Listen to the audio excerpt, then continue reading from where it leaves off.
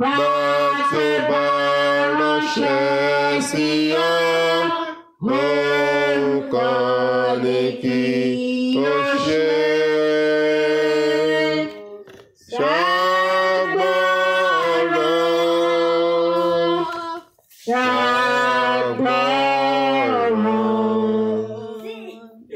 Amen. Lórúkọ Jésù, etí ìgbọ́ Ọlọ́run á fún gbogbo wa. We want to read a long scriptural text. We're reading from the book of 1 Kings, chapter 1, and from verse 5.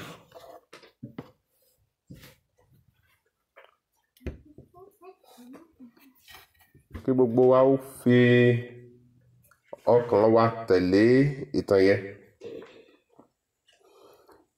Ọba kìíní orí kìíní láti ẹsẹ̀ 5.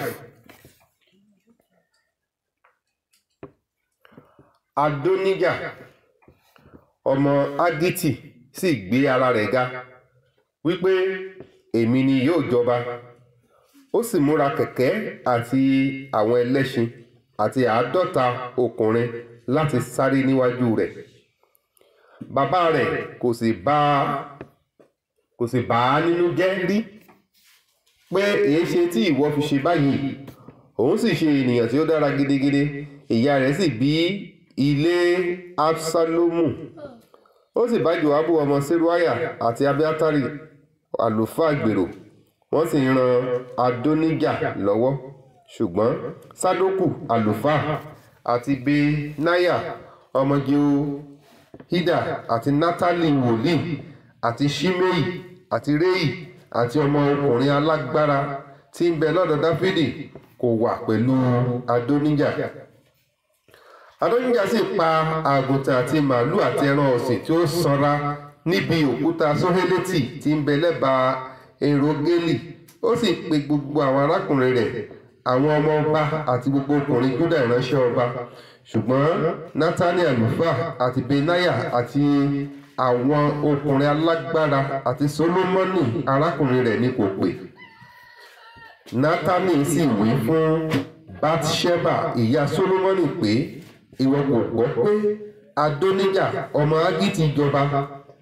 Dáfídì olúwa wa kò sì mọ̀. Nítorí náà, wá nísinsìnyí èmi bẹ̀ ọ́, èmi ó sì fún ọ ní ìmọ̀ kí ìwọ kí ó lè gba ẹ̀mí rẹ là àti ẹ̀mí Sólómọ́nì ọmọ rẹ. Lọ kí o sì tọ̀ Dáfídì ọba lọ kí o sì wí fún pé, ọba olúwa mi, ṣé ìwọ ni ó búra fún ọmọ ọ̀dọ̀ rẹ obìnrin pé nítòótọ́ Sólómọ́nì ọmọ rẹ ni yóò jọba lẹ́yìn mi, òun ni ó sì jókòó lórí ìtẹ́ mi? Èéṣe tí Adóníjà fi jọba? Kíyèsí, bí ìwọ ti ń bá ọba sọ̀rọ̀ lọ́wọ́, èmi ó sì tẹ̀lé ọ, èmi ó sì wá ń kún ọ̀rọ̀ rẹ. Bátṣẹ́bà sì tọ̀ ọba lọ ní ìyẹ̀wù, ọba sì gbó gidigidi. Abiṣagi ará Ṣúnẹ́mù sì ń ṣe ìránṣẹ́ fún ọba. Bátṣẹ́bà sì tẹríba, ó sì wólẹ̀ fún ọba. Ọba sì wí pé, kí ni ìwọ ń fẹ́? Òun sì wí fún pé, olúwa mi, ìwọ fi olúwa ọlọ́run rẹ búra fún ọmọ ọ̀dọ̀ rẹ obìnrin pé nítòótọ́ Sólómọ́nì ọmọ rẹ yóò jọba lẹ́yìn mi, òun ó sì jókòó lórí ìtẹ́ mi. Ṣáà wò, nísinsìnyí Adóníjà jọba, ìwọ olúwa mi ọba kò sì mọ̀. Ó sì pa màálù àti ẹran tí ó ní ọ̀rá àti àgùntàn ní ọ̀pọ̀lọpọ̀. Ó sì pe gbogbo àwọn ọmọ ọba àti Abiatari àlùfáà àti Joabu balógun. Ṣùgbọ́n Sólómọ́nì ìránṣẹ́ rẹ ni kò pè, àti ìwọ olúwa mi ọba. Ojú gbogbo Ísírẹ́lì ń bẹ lára rẹ̀. Kí ìwọ kí ó sọ fún wọn, ta ni yóò jókòó lórí ìtẹ́ olúwa mi ọba lẹ́yìn rẹ? Yóò sì ṣe, nígbà tí olúwa mi ọba bá sùn pẹ̀lú àwọn bàbá rẹ̀, a ó sì ka ẹ̀mí àti Sólómọ́nì ọmọ mi sí. Verse 21. Yóò sì ṣe, nígbà tí olúwa mi ọba bá sùn pẹ̀lú àwọn bàbá rẹ̀, a ó sì ka èmi àti Sólómọ́nì ọmọ mi sí ẹlẹ́ṣẹ̀. Sì wò, bí ó sì ti ń bá ọba sọ̀rọ̀ lọ́wọ́, Nátánì wòlíì sì wọlé. Wọ́n sì sọ fún ọba pé, wò ó, Nátánì wòlíì nígbà tí ó sì wá síwájú ọba ó wólẹ̀ ó sì dojú bolẹ̀. Nátánì sì wí pé olúwa mi ọba, ìwọ ha wí pé Adóníjà ni yóò jọba lẹ́yìn mi àti pé òun ó sì jókòó lórí ìtẹ́ mi bí? Verse 25. Nítorí ó sọ̀kalẹ̀ lọ lónìí, ó sì pa màálù àti ẹran ọlọ́ràá àti àgùntàn ní ọ̀pọ̀lọpọ̀, ó sì pe gbogbo àwọn ọmọ ọba àtàwọn balógun àti Abiátárì àlùfáà sì wò ó, wọ́n ń jẹ wọ́n sì ń mu níwájú rẹ̀, wọ́n sì ń wí pé kí Adóníjà ọba kí ó pẹ́. Ṣùgbọ́n èmi ìránṣẹ́ rẹ àti Sádókù àlùfáà àti Berenáyà ọmọ Jehoiada àti Sólómọ́nì ìránṣẹ́ rẹ ni kò pè. Nǹkan yìí ti ọ̀dọ̀ olúwa mi ọba wá bí? Ìwọ kò sì fi ẹni tí yóò jókòó lórí ìtẹ́ olúwa mi ọba lẹ́yìn rẹ hàn ìránṣẹ́ rẹ̀. Dáfídì ọba sì dáhùn sí wípé ẹ pe Bathsheba fún mi. Òun sì wá síwájú ọba, ó sì dúró níwájú ọba. Ọba sì búra, ó sì wípé bí olúwa ti wà, ẹni tí ó ti ra ọkàn mi padà kúrò nínú gbogbo ìṣẹ́, gẹ́gẹ́ bí mo ti fi olúwa ọlọ́run Ísírẹ́lì búra fún ọ wípé nítòótọ́ Sólómọ́nì ọmọ rẹ yóò jọba lẹ́yìn mi, òun ó sì jókòó lórí ìtẹ́ mi ní ipò mi, bẹ́ẹ̀ ni èmi ó ṣe lónìí yìí dandan. Bathsheba sì foríbalẹ̀, ó sì bọ̀wọ̀ fún ọba, ó sì wípé kí olúwa mi ọba Dáfídì kí ó pẹ́ títí láé. Dáfídì ọba wípé ẹ pe Sádókù àlùfáà fún mi àti Nátánì wòlíì àti Berenáyà ọmọ Jehoiada. Wọ́n sì wá síwájú ọba. Ọba sì wí fún wọn pé ẹ mú àwọn ìránṣẹ́ olúwa yín kí ẹ sì mú kí Sólómọ́nì ọmọ mi kí ó gun ìbáka mi, kí ẹ sì mú un sọ̀kalẹ̀ wá sí Gíhónì, kí ẹ sì jẹ́ kí Sádókù àlùfáà àti Nátánì wòlíì fi òróró yàn án níbẹ̀ ní ọba lórí Ísírẹ́lì, kí ẹ sì fún fèrè, kí ẹ sì wí pé kí Sólómọ́nì ọba kí ó pẹ́. Kí ẹ sì gòkè tọ̀ ọ́ lẹ́yìn, kí ó sì wá, kí ó sì jókòó lórí ìtẹ́ mi, òun ó sì jọba ní ipò mi, èmi sì pa á láṣẹ láti jẹ́ olórí Ísírẹ́lì àti Júdà. Berenáyà ọmọ Jehoiada sì dá ọba lóhùn, ó sì wí pé àmín, olúwa ọlọ́run ọba olúwa mi wí bẹ́ẹ̀ pẹ̀lú. Bí olúwa ti wà pẹ̀lú olúwa mi ọba, gẹ́gẹ́ bẹ́ẹ̀ ni kí ó wà pẹ̀lú Sólómọ́nì, kí ó sì ṣe ìtẹ́ rẹ̀ kí ó pọ̀ ju ìtẹ́ olúwa mi Dáfídì ọba lọ. Sádókù àlùfáà àti Nátánì wòlíì àti Berenáyà ọmọ Jehoiada àti àwọn ará Kérétì àti Pélétì sì sọ̀kalẹ̀, wọ́n sì mú kí Sólómọ́nì kí ó gun ìbáka Dáfídì ọba, wọ́n sì mú un wá sí Gíhónì. Sádókù àlùfáà sì mú ìwo òróró láti inú àgọ́, ó sì dà á sí Sólómọ́nì lórí, wọ́n sì fún fèrè. Gbogbo ènìyàn sì wí pé kí Sólómọ́nì ọba kí ó pẹ́. Gbogbo ènìyàn sì gòkè tọ̀ ọ́ lẹ́yìn, àwọn ènìyàn sì fún ìpè, wọ́n sì yọ ayọ̀ ńláńlá tó bẹ́ẹ̀ tí ilẹ̀ mì fún ìró wọn. Àti Adóníjà àti gbogbo àwọn tí ó pé sọ́dọ̀ rẹ̀ sì gbọ́. Nígbà tí wọ́n jẹun tán, Joabu sì gbọ́ ìró ìpè, ó sì wí pé èrèdí ariwo ìlù tí ń rọ́ kẹ̀kẹ́ yìí. Bí ó sì ti ń sọ ọ́ lọ́wọ́, kíyèsí Jónátánì ọmọ Abiátárì àlùfáà dé. Adóníjà sì wí fún pé máa wọlé, nítorí pé alágbára ọkùnrin ni ìwọ àti ẹni tí ń mú ìyìnrere wá. Jónátánì sì dáhùn sì wí fún Adóníjà pé lóòótọ́ ni olúwa mi Dáfídì ọba fi Sólómọ́nì jọba. Ọba sì ti rán Sádókù àlùfáà àti Nátánì wòlíì àti Berenáyà ọmọ Jehoiada àtàwọn ará Kérétì àti Pélétì pẹ̀lú rẹ̀, wọ́n sì ti mú un kí ó gun ìbáka ọba. Sádókù àlùfáà àti Nátánì wòlíì sì ti fi òróró yàn án ní ọba ní Gíhónì, wọ́n sì fi ayọ̀ gòkè láti ibẹ̀ wá, tó bẹ́ẹ̀ tí ìlú sì ń hó. Èyí ni ariwo tí ẹ ti gbọ́. Sólómọ́nì sì jókòó lórí ìtẹ́ ìjọba pẹ̀lú. Àwọn ìránṣẹ́ ọba sì wá láti súre fún olúwa wa Dáfídì ọba pé kí Ọlọ́run kí ó mú orúkọ Sólómọ́nì kí ó sàn ju orúkọ rẹ̀ lọ, kó sì ṣe ìtẹ́ rẹ̀ kí ó pọ̀ ju ìtẹ́ rẹ̀ lọ. Ọba sì gbàdúrà lórí àkéte.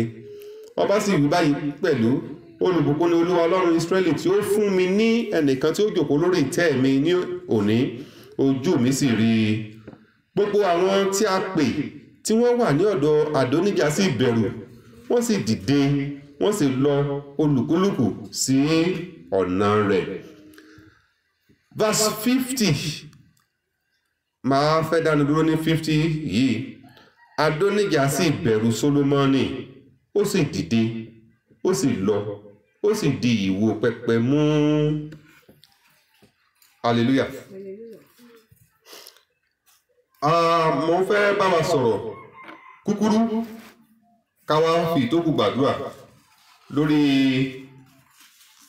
ohun tí mo pè ní jungle of life, the sufferings of destiny, ìyà àyànmọ́ ní aginjù ayé, ìyà àyànmọ́ ní inú aginjù ayé, sufferings of destiny in the jungles of life.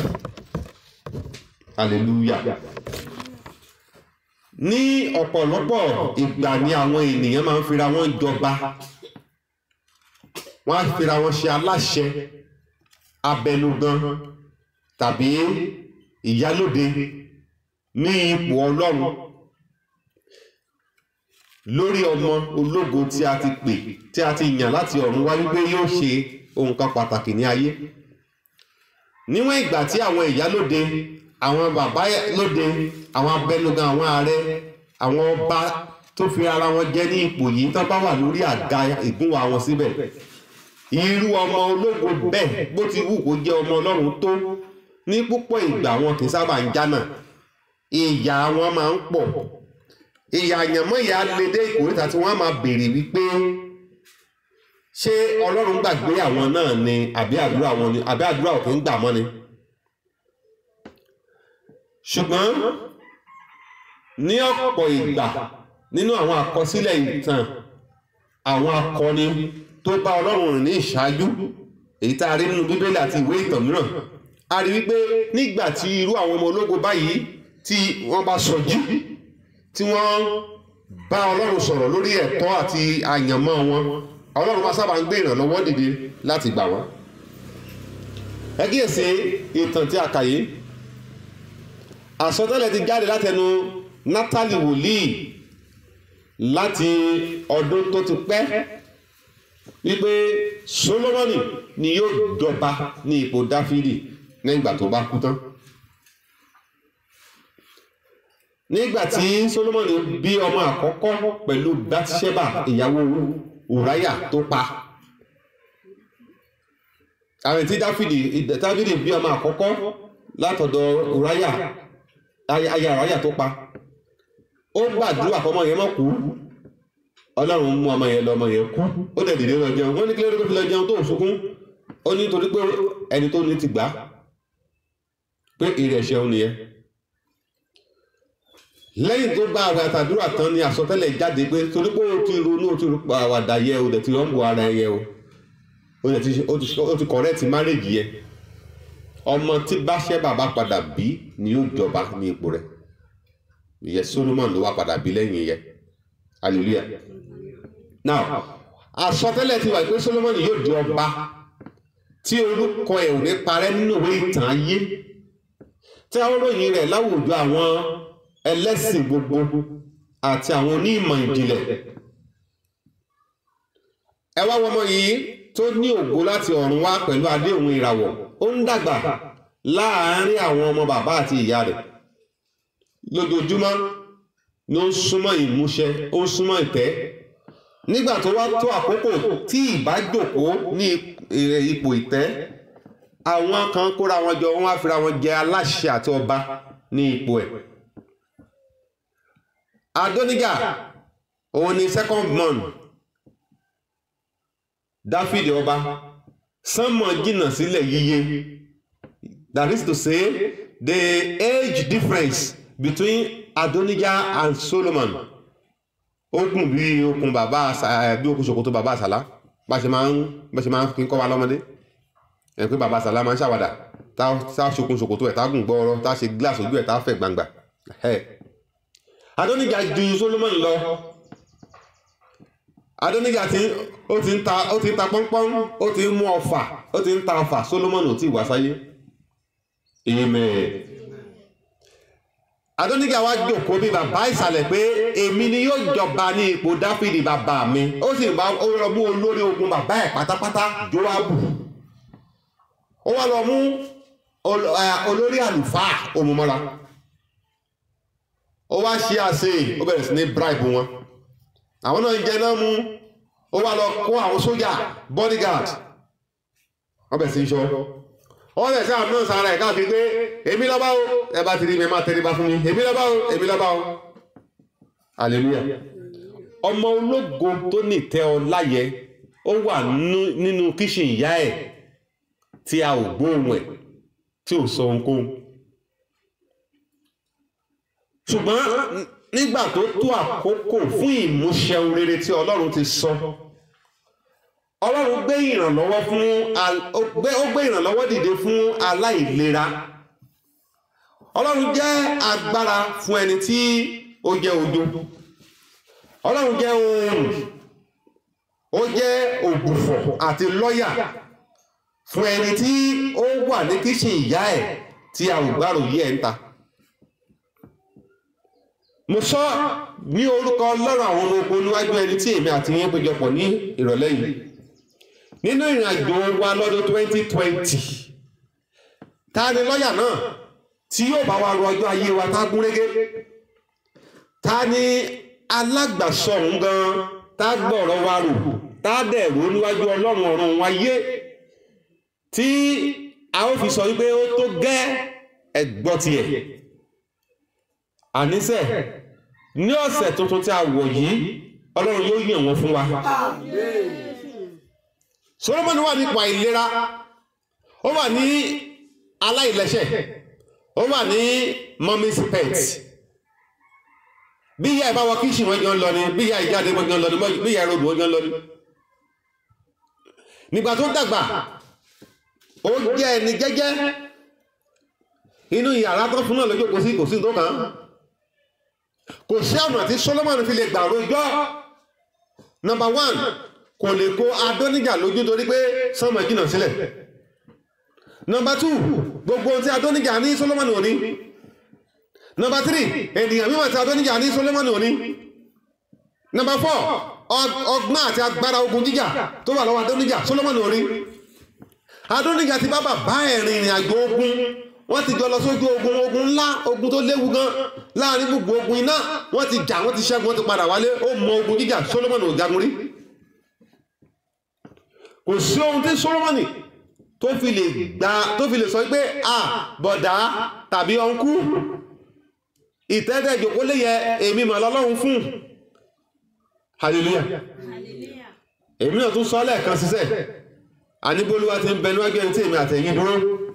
Ìrìn àjò ìta ó rìn ní 2020 yìí, ẹ̀dákẹ́dá ènìyàn kéènìyàn tó ti fira wọn jẹ aláṣẹ àti ìyálòde lórí ayé wa lọ́jọ́ tó ti pẹ́. Wípé òun ò ní jẹ́ ká dé rí ìtẹ́ ọlá ti wa. Ìrìn àjò ọdún yìí Ọlọ́run yóò fi kún wa níyà. Yóò ní wọn lára láti bá wa rìnrìn àjò. Ògo fọlọ́ lókè ọ̀run. Níbi tí aláìlera jókòó sí yẹn Solomoni kìmọ̀ ṣàwẹ̀ kìmọ̀ ṣàdúrà dúkà ẹ. Hallelujah. Níbi tó jókòó sí nínú ìyẹ̀wù tó jẹ́ pé ìwé ló ń kà, ìwé ní Solomoni ń kà kò mọ ogun.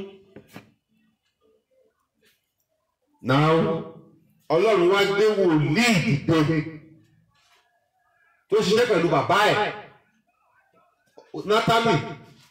Ó wá lọ bá ìyá ẹ̀ pé wo báyé ọmọ bá bàjẹ́ ìyá ẹ̀ láti pé o ọmọ tó dáa ní ti bàbá ẹ̀ àbí ọmọ tó bá léèkì ẹ̀ tó lówó tó pọ́pùlà tó gbé mọ́tò wálé wọ́n ní ọmọ bàbá ẹ̀ nìyẹn, dáàdì mi ni bàbá ní ọmọ mi nìyẹn, that's my boy.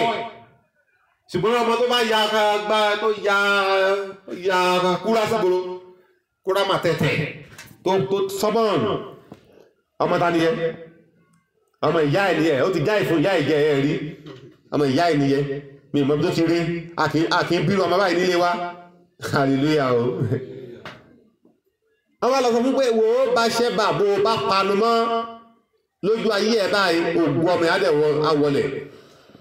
Ọlọ́run ti sọ létí gbogbo ènìyàn wípé Solomoni ọmọ rẹ̀ ni yóò jọba ní ipò Dáfídì. Lójú ayé ẹ̀ báyìí ọ̀dẹ̀ lajú sílẹ̀, àwọn alágbára dẹ̀ fi agbára gba ipò lọ́wọ́ ọmọ ẹ̀. Báṣẹ́bà gan bẹ̀rù torí pé Báṣẹ́bà jìnnà yíye sí Adóníjà. Hallelujah. Ṣé ẹ mọ̀ kí ìyàwó bàbá èèyàn kó mọ́ tó yàn lọ́jọ́ orí? báwo la ṣe fẹ́ bá jà kí n pọ́ gbọ́gbọ́n ni àbáṣẹ́bà bẹ̀rù Adóníjà ẹgbẹ́ bígbó wọn sí kàtígórì ohun tó fi lè sọ pé bóyá òun ní upper hand ni pé ó jẹ́ ìyàwó bàbá ẹ̀ kò ní agbára láti lọ kọ Adóníjà lójú ṣùgbọ́n Ọlọ́run gbé àwọn ẹnu dìde ó gbé àwọn ògbùfọ̀ dìde ó gbé àwọn alágbàro lọ́yà baristas ó gbé wọn dìde wọ́n dẹ̀ fi ọ̀rọ̀ sílẹ̀ ló lọ́báraba tó bá tó lọ́ba báyìí ní kò ṣe tó bá ti ń sọ lọ́wọ́ èmi náà kàn wọlé nígbà tó yẹ pé the same ìtàn náà lè náà mú wá ní ọba kan ní pé nǹkan méjì tẹ́yìn méjì sọ ó bára mu ọba lè ṣe lè lórí torí pé wòlíì Náfítálì jẹ́ wòlíì tí kò ní àbàwọ́n tí Dáfídì bẹ̀rù ní gbogbo ọjọ́ ayé òun nìkan ni wòlíì tó rí gbogbo ẹ̀ṣẹ̀ ìkọ̀kọ̀ tí Dáfídì ń ṣe ní yàrá ẹ̀ lọ́jọ́ tó dẹ́ṣẹ̀ tó lọ mú ìyàwó Ùráyà kò tí ì kúrò lórí ìyàwó Ùráyà tán nígbà tí Náfítálì dé wípé ọba báyìí ó tún rí mi níyẹ̀wù mi bẹ́ẹ̀ ni hallelujah nípa bẹ́ẹ̀ Dáfídì ọba ó rántí ìlérí Olúwa ó wá pe Báṣẹ́bà pé wò alágbàwí ti ru ẹgbẹ́ ọ̀run sì ti gbọ́ hallelujah ẹgbẹ́ lágbègbè ni ọ alágbàwí ti ru ẹgbẹ́ ó tutù rò alágbàwí ti tú ẹgbẹ́ ẹrù ọ̀run sì ti gbọ́ lónìí ohun rere tí a ti ṣèlérí tí a ti búra fún ọ yẹ lónìí dandan làwọn mú ṣẹ. fẹ́gẹ́dẹ̀ kan sọ fúnra ẹ̀ pé lónìí dandan alágbàwí ọ̀run tú ẹjọ́ mi rò níwájú Ọlọ́run ohun rere gbogbo tó ti ṣe nílérí fún mi kó wá sí ìmúṣẹ ó yà sọ tẹ́lẹ̀ bẹ́ẹ̀ lórúkọ Olúwa. Dáfídì bá ń gbé pé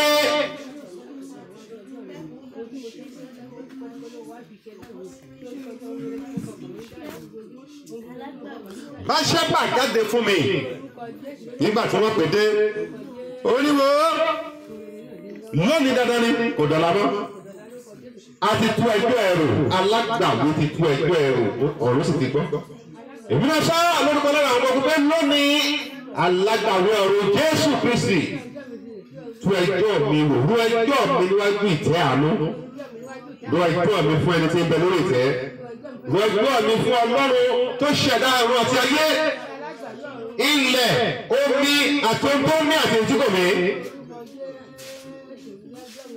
òní dandan ni ká mú gbogbo rere ká ti ṣe ní ìlérí fún ayé mi ká mú ṣẹ. òun rere gbogbo tí a ní ní àlàkalẹ̀ fún ayé mi ní 2020 yóò ṣẹ nítorí pé alágbàwí ti tú ẹjọ́ mi rò níwájú Ọlọ́run hallelujah in Jesus mighty name we pray. bẹ́ẹ̀ ni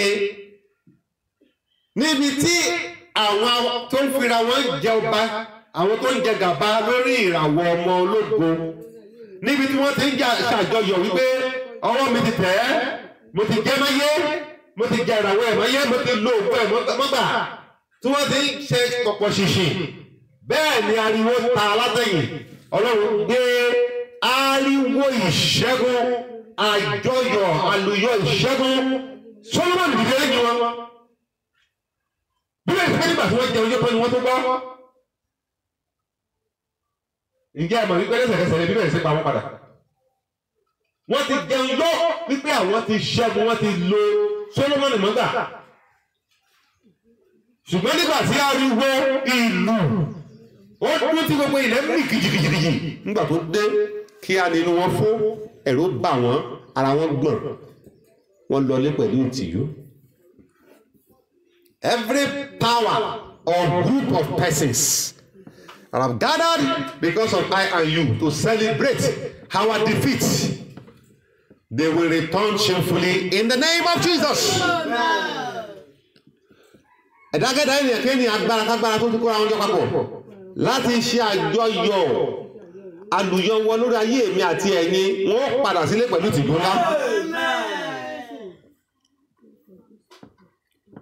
Níkẹyìn at verse 50 Adóníjà sì bẹ̀rù Sólómọ́nì. Ṣé ti rí pé orí tí Ọlọ́run bá ti dádé fún ògo ọba ẹ̀ kì í sọnù, kì í ṣe owó orí, kì í ṣọjọ́ ìbí, Ọlọ́run ni. Ohun tí ó yẹ èmi àti ẹ̀yin tó yọ ọjọ́ orí wa. In the year 2020, you are going to celebrate another birth year. You are going to clock another born day.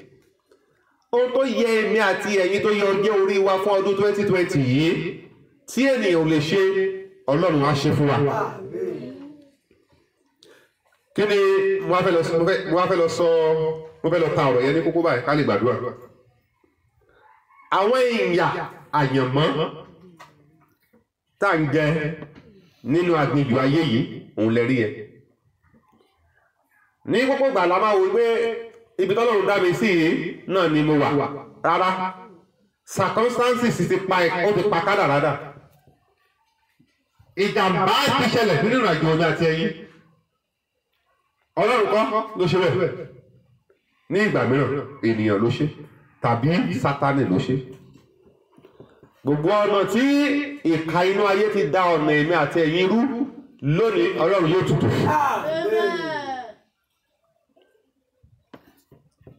There are a lot of things tí ènìyàn máa là kọjá nínú ayé yìí.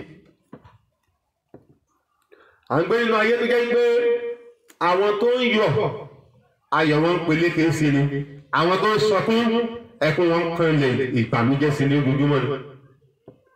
Only the rich are becoming richer, the poor are becoming poorer. Àwọn ẹ̀lápẹ́ yìí a ti wà ní àkókò kan lórílẹ̀-èdè Nàìjíríà tó jẹ́ pé àwọn tó ní owó nìkan ni wọ́n rí owó yẹn. Àwọn tí kò ní owó ṣùgbọ́n tí wọ́n ṣọ́ọ̀bù láti rí owó yẹn, wọ́n ṣọ́ọ̀bù continuous ní owó yẹn wà bá wọn. Àwọn kan wà fẹ́ pé wọ́n ní àǹfààní pé kí ohun gbogbo kó lè dán fún wọn láyé. Àtúwádé ìkòríta kan lórílẹ̀-èdè yìí tó yẹ pé bí wọ́n ṣe ní àyànmọ́ àti ìbájẹ́ ọpọlọ idea, good business idea, gbogbo ẹ̀ human connection yẹn tó bẹ́ẹ̀ ni gbogbo nǹkan lè máa yé wọn sí. A wà nínú aginjù ayé níbi tí ìyà àyànmọ́ ti di púpọ̀. Sáà tí orílẹ̀-èdè Nàìjíríà wà nìyẹn. Bíbélì sọ kìíní kan, ó ní Ọlọ́run mú ayé jáde láti inú omi, wá gbé ayé sí orí omi. Kí ló yẹ kó ṣẹlẹ̀ sí ayé? Ṣé ìlera àbí ìtura ló yẹ kó jẹ́? Ìtura. A mú ayé jáde láti inú omi, àwa gbé ayé sí orí omi, ayé dúró lórí omi, ayé ò sì yí. Ìdí ni wípé kí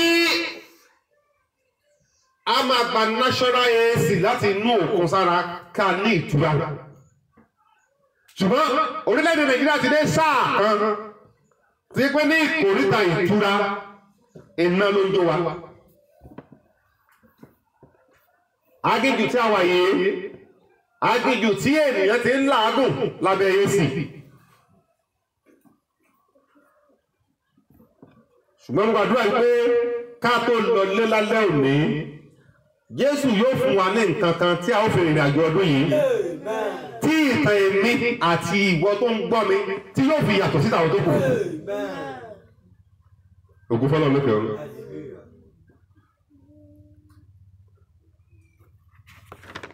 Ẹ̀ka wo díẹ̀ lára àwọn ẹ̀yà àwọn àyànmọ́ wọ̀nyí. Mo lè má pèjú àdúrà kan, ṣùgbọ́n mo fẹ́ fún wa ní nǹkan tá a fi ṣíra wa níyè. Oníkálukú lọ wábì kan, takọ́lọ́ síbi kan, gbàdúrà, bá Ẹlẹ́dàá rẹ sọ̀rọ̀, ẹ bá Ọlọ́run sọ̀rọ̀. Ọdún 2020 yìí yóò yàtọ̀. Mi ò mọ sọtẹ́lẹ̀ gbogbo tẹ́ ti gbọ́ o, mi ò mọ gbogbo tẹ́ ìrántẹ́ ti rí o, ṣùgbọ́n bàbá lẹ́nikẹ́ni tó sọ fún wa wípé ọdún yìí yóò rọrùn gbẹ̀dẹ̀gbẹ̀dẹ̀ ju ti ọdún tó kọjá lọ, ẹ padà lọ sọ fún pé irọ́ ló pa. Hallelujah. Kí ni rí sí? Ayé ò lè padà sí ìgbà ìtura títí di ọjọ́ ìgbàsókè mọ́. Ewu tuntun a máa farahàn ní ọdún tuntun. ṣùgbọ́n bí ewu yẹn ṣe wù kó le tó yẹ àwa ní ìlérí nínú ọ̀rọ̀ Ọlọ́run wípé àwọn tó bá bá Ọlọ́run rìn ojú kì yóò tì wọ́n láì. Hallelujah. Ojú ò ní tì máa tẹ̀yìn. The sufferings of destiny. Kó tó di pé wúrà dán ó gbúdọ̀ ṣiṣẹ́ kìíní kan. A gbanú kí ni kọjá. A ti wà orílẹ̀-èdè Nàìjíríà wà ní sáà tá à ń la iná kọjá lọ́wọ́ báyìí. Àwọn tó bá gbọ́n tó sì jẹ́ aládùúrà gan. Ẹ wo ẹni bá lè gba àdúrà tí ò kọ́ mọ̀ lọ́dún yìí tó gba àdúrà ìṣẹ́ra ẹni gan tó yára ẹ̀ sọ́tọ̀ tó yára ẹ̀ sí mọ́ tó wá fi àgídì gba àdúrà gan. Á dẹ̀ rí ohun tí àwọn mìíràn ò lè rí. Àti dé ìkórè sọ pé à ń la iná kọjá. Ẹni bá lè jẹ́ aládùúrà yóò mú wúrà tó dára jáde lọ́dún yìí. Ṣùgbọ́n ẹni bá dákú ní yàrá àdúrà á dẹ̀ gbàgbé orúkọ ẹ̀ á gbàgbé ìtàn ayé ẹ̀. Ohun tó máa ṣẹlẹ̀ lọ́dún yìí ni mo sọ fún yín. Memories of great people, sons and daughters of God shall be forgotten. They faint in prayer.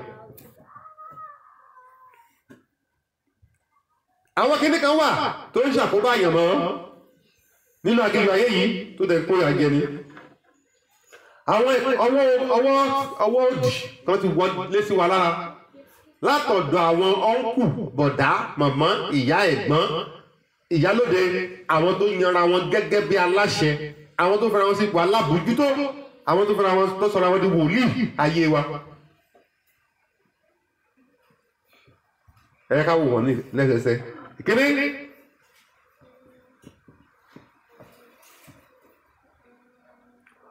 ọwọ́ ti sunni síwájú. Destiny can be postponed, it can be delayed, it can be prolonged. Nígbà tí ọwọ́ àwọn afọbajẹ tí fara wọn fọbajẹ lórí ayé wa tó bá ti wọ ní ìrìnàjò ayé ènìyàn, wọ́n á wá fa ìrìnàjò ayé ẹni yẹn. Ọwọ́ tí ń fa ní gùn tó fa ìrìnàjò ẹni gùn, ìrìnàjò tó yẹ kó rè ní ọdún méjì, àwọn rè ní 20 years. Àwọn bàbá wa wọ́n máa ń pòwe kan fún wa, wọ́n á ní ayé ò lè pa kádàrá dà, àbí? Ṣùgbọ́n ó lè ṣe kíní kan, kíní? Ó lè fọwọ́ àgọ́ sẹ́yìn. Kán má pa kádàrá dà kán fọwọ́ àgọ́ sẹ́yìn, àti pé kán kúkú pa kádàrá ń gàdà gan kán fọwọ́ àgọ́ sílẹ̀. Kíní àtọ̀nà méjì. Ọmọ mi rántí ọmọ kan nílùú Àkúrẹ́ nígbà yẹn. Bàbá ẹ̀ jẹun yóò tán ló bá lọ fẹ́ ìyàwó kejì. Ọmọ ẹ̀dẹ̀ mọ ṣẹ́gẹ̀ ìwé. Bókùnrin ẹ̀jẹ̀ mọ̀wé tó bẹ́ẹ̀ ni bàbá ẹ̀ fẹ́ràn ètò láyé. Kó tó fún ẹni bọ́dì lówó sùn owó ẹ̀ nìkan ni bàbá ẹ̀ àkọ́kọ́ sọ. Ìgbà tí ìyàwó kejì délé ó ní that's right. So ìwọ ní ọkùnrin ẹ̀ ní ọkọ wọn fẹ́ máa tán. Àwọn ní báyẹn ṣe ó dẹ̀ lọ ṣe iṣẹ́ ó dẹ̀ pa kádàrá ọmọ yẹn dà ó dẹ̀ kẹ̀yìn bàbá àti ọmọ síra ọkọ̀ ìdílé àwọn ọjọ́ kan náà ni bàbá dẹ̀ yìí bí skul ṣe rìsíìmù náà ní ìṣẹ̀yẹ̀ rẹ̀ ó ní ìwọ́n máa kọrin ìfẹ́rí ẹmọ́ látòní lọ jáde nílé mi wọ́n ń fa eré ní àgbàdá ni kò síbi náà dé ìrọ̀ ojú àbábọ́ sagbárí ó yọ àdá ó lù máa bẹ ọmọ yẹ àkọ́bí ọmọ ọkùnrin ni òun ló fẹ́ràn ju oní aláṣẹ àánú òun fẹ́ rí nígbà tó yọ àdá tó fẹ́ ka ọmọ yẹn lọmọ yẹn sá eré lọ gáràjì lọmọ yẹn gbàdé èkó láti ọmọ kékeré yẹ ló ti di táùtù sékòó gáràjì bọ̀ ló ń ṣe eré àbọ̀ ẹ̀ bẹ̀ ló fẹ́yàwó sí ẹnu agbèrò tó ń ṣe lẹ́kọ̀ọ́ yẹn ló ti fẹ́yàwó ló ti ṣe after 40 years. After 40 years, ìyá ẹ̀ wá ránṣẹ́ sí nílé wípé kókò wá wò wọ́n kán rí kọ̀kọ́ tó kó kú. Ọdún that's right, nínú lọlé, nínú fẹ́ lọ́wọ́ fámílì òun. Ló bá dẹ̀ ìyá, ó yà sóṣòdì, ló bá dẹ̀ rẹ̀ ẹja tútù. Hallelujah. Wọ́n ló ra ẹja tútù lóṣòdì lẹ́kọ̀ọ́ ó dẹ̀ páàkì ẹ̀ sínú kúlà sínú mọ́tò agbèrò ẹ̀ ó ń bọ̀ ní èsì wípé bóyá wọ́n ṣe jẹ bọ̀ kò sí táì pé kán lọ kú wọn nílé bọ́dẹ̀ ṣe dé Àkúrẹ́ ẹkú lé o ìyá ẹ̀ wà ńbẹ̀ kò tí ì kú ìyàwó bàbá ẹ̀ wà ńbẹ̀ kò tí ì kú bàbá ẹ̀ níbẹ̀ wà ńbẹ̀ náà bàbá ẹ̀ ò tí ì kú gbogbo ti darúgbó bọ́kàn ṣe wọlé báyìí ó kàn gbé ẹja àtọ́rà yẹn ó kàn gbé fún ìyàwó bàbá ẹ̀ straight